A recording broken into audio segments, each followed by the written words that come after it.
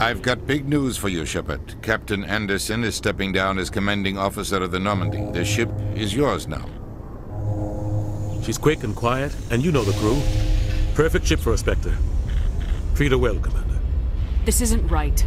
The Normandy belongs to you. You needed your own ship. A Spectre can't answer to anyone but the Council. And it's time for me to step down. Come clean with me, Captain. You owe me that much. I was in your shoes 20 years ago, Saren. They were considering me for the Spectres. Why didn't you ever mention this? What was I supposed to say? I could have been a Spectre, but I blew it? I failed, Commander. It's not something I'm proud of. Ask me later and I'll tell you the whole story.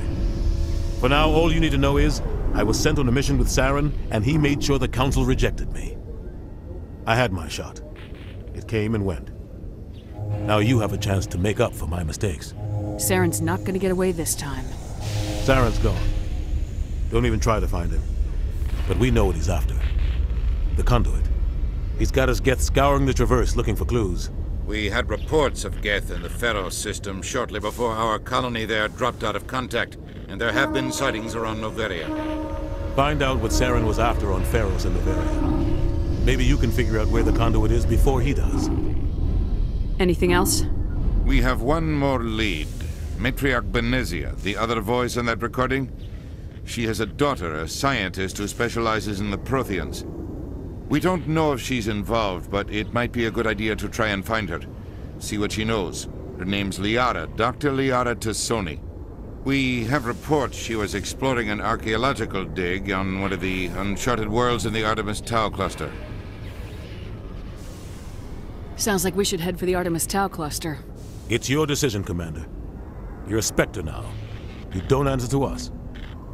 Your actions still reflect on humanity as a whole. You make a mess and I get stuck cleaning it up. I'll take care of Saren. You take care of the political fallout. Not exactly the answer I was looking for, Shepard. Remember, you were a human long before you were a Spectre. I have a meeting to get to. Captain Anderson can answer any questions you might have.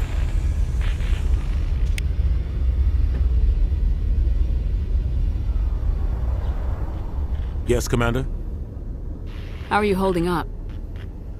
Honestly, this isn't how I pictured my career coming to an end. Pushing papers really isn't my thing, but you're the one who can stop Saren.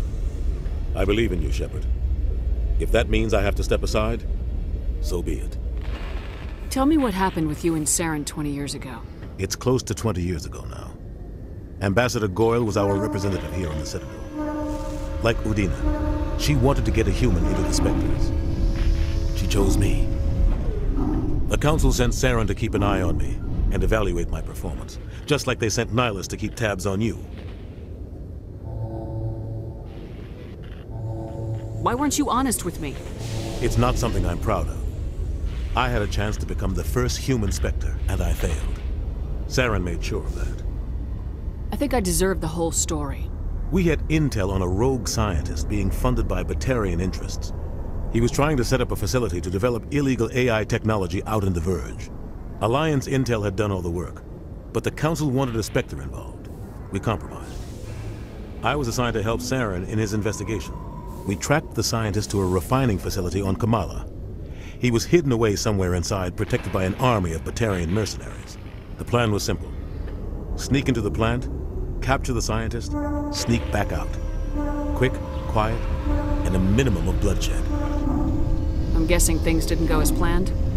Saren and I split up to cover more ground. Then about halfway through the mission, there was a massive explosion in the refinery core. Officially, it was ruled an accident, but I think Saren detonated it on purpose to draw off the enemy guards.